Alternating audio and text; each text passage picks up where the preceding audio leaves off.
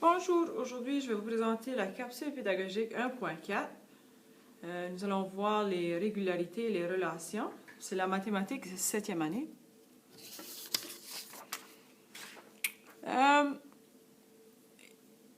Ce qu'on voit ici, en haut à la gauche, on a un dessin qui est divisé en, disons, 4 parties. Là. La première partie ici, on appelle ça le terme 1. Et comme vous pouvez voir, terme 1, j'ai 3 blocs ou cubes. Terme 2, j'en ai 6. Terme 3, j'en ai 9. Lorsque vous allez travailler le 1.4, vous allez avoir des tableaux qui sont comme ceci, à l'horizontale.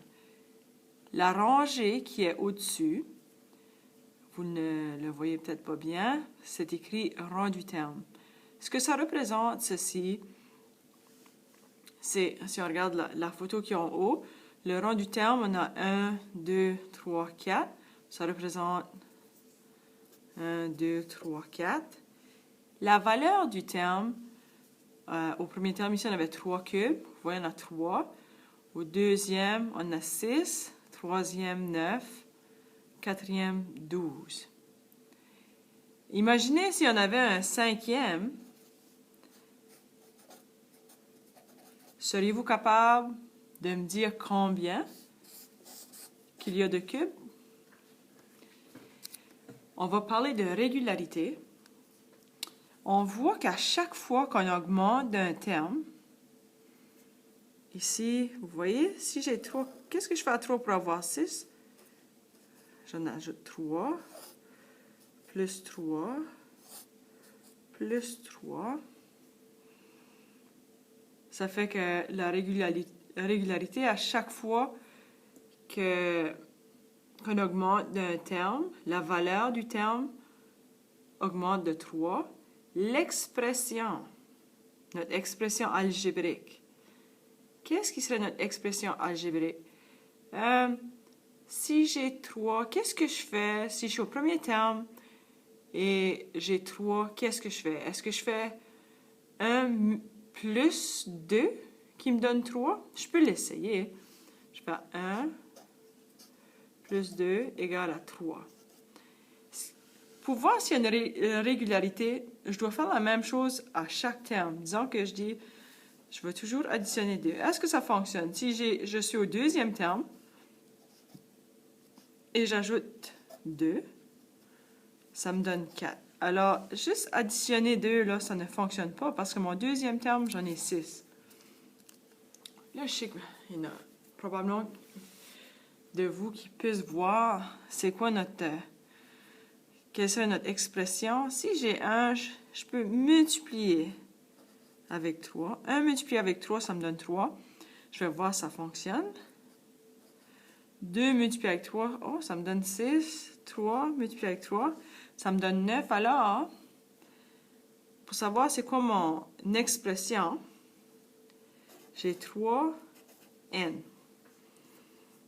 Encore une révision. Vous savez, lorsque j'ai le 3 et la variable ensemble, comme ça, avec rien entre les deux, ça représente une multiplication. Et le n, ici, ça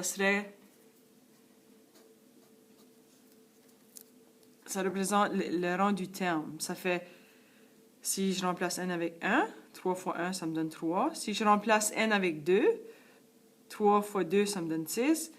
Alors, qu'est-ce qu'on fait au cinquième terme? Je peux utiliser mon expression algébrique ou mon expression pour voir combien j'aurai de cubes au cinquième terme. Alors, si je fais 3 multiplié avec 5, ça me donne 15. Vous pouvez voir, la valeur du terme, si j'étais pour en ajouter un cinquième, serait de 15.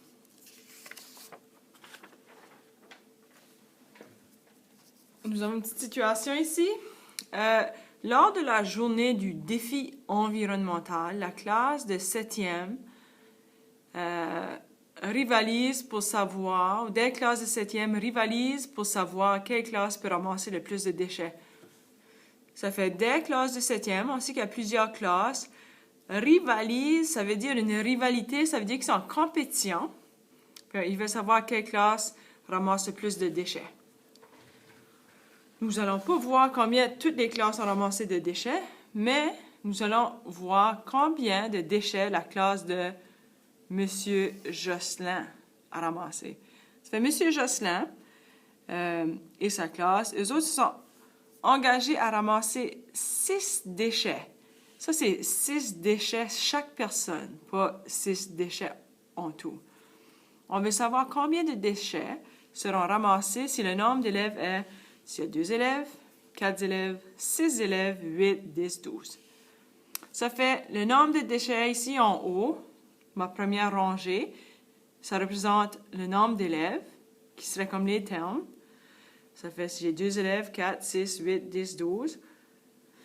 Dessous, c'est le nombre de déchets ramassés par la classe de M. Josselin. Ça, c'est le nombre de déchets en tout pour la classe. Ça fait si M. Josselin a 2 élèves, puis ici, on calcule seulement combien les élèves ont ramassé. On ne calcule pas combien M. Josselin a ramassé, seulement les élèves. Ça fait si j'ai 2 élèves et chacun des élèves a ramassé 6 déchets, le nombre total sera 12. Si on a 4, là, je vais multiplier avec 6, ça me donne 24. Si on a 6 élèves, chaque élève ramasse 6 déchets, ça veut dire qu'il y aura 36 déchets en tout, et ainsi de suite. 8, 60, 6, 72. Ça fait, en utilisant l'information que nous avons, on peut constater que ceci, c'est le nombre de déchets que les élèves vont ramasser. Une régularité, le nombre de déchets est relié, le nombre de déchets est relié au nombre d'élèves. Si on a 12 déchets, c'est relié au nombre d'élèves parce qu'il y a 2 élèves qui n'ont ramassé 6 chacun. Si on a 24 déchets, c'est relié au nombre d'élèves.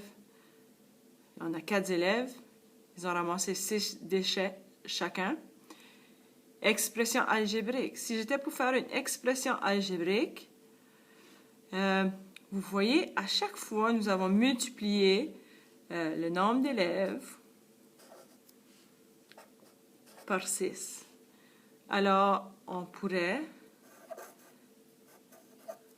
si on utilise n pour représenter le nombre d'élèves, notre expression algébrique, 6n, et disons qu'on voulait savoir plus tard si M.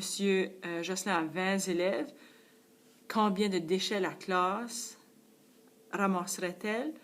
On utilise notre expression algébrique, 6 multiplié avec 20, et ça nous donne 120. Ça fait, en utilisant notre expression, on est capable de voir ou de trouver combien de déchets sont ramassés par 20 élèves. Une dernière petite chose. Emily veut faire une fête avec un groupe d'amis et d'amis. La location d'une salle coûte 35 $. La nourriture coûte 4 $ par personne. Il faut écrire une relation qui représente le coût total de la fête en dollars pour n personnes. Et par la suite, une fois que nous aurons fait ça, on veut savoir combien la relation change-t-elle si le prix de la nourriture double. Nous allons commencer ici.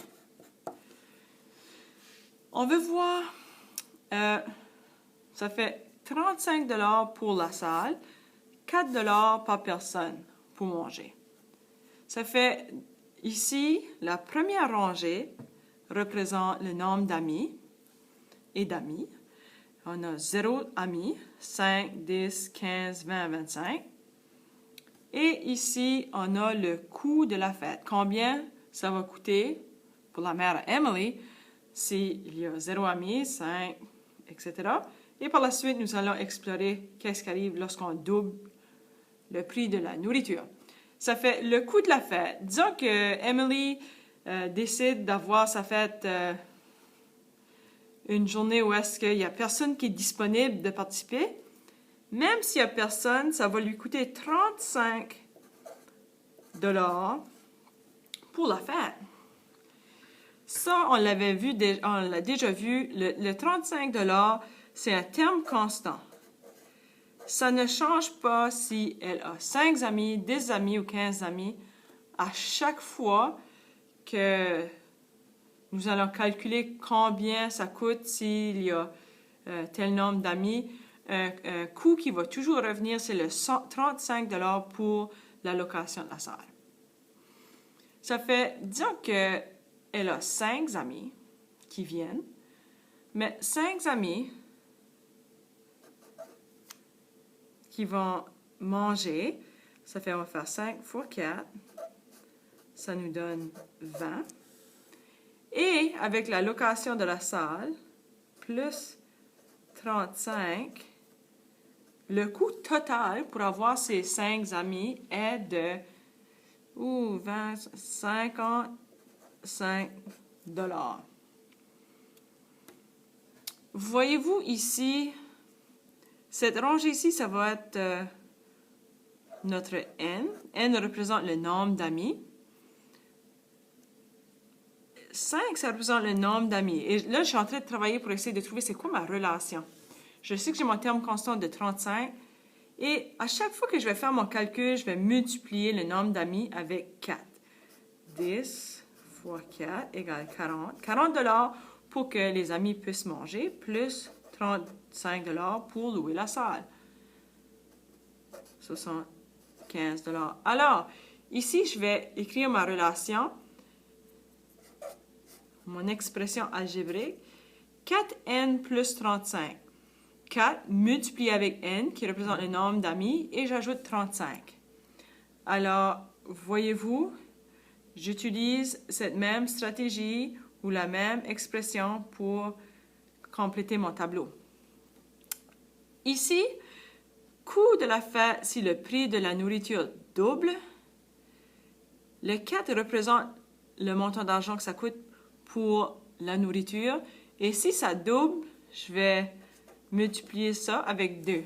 Alors, ma nouvelle expression va être 8n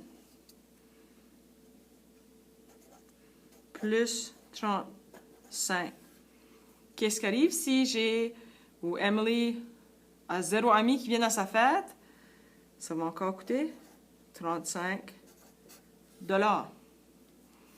Disons que Emily a 5 amis.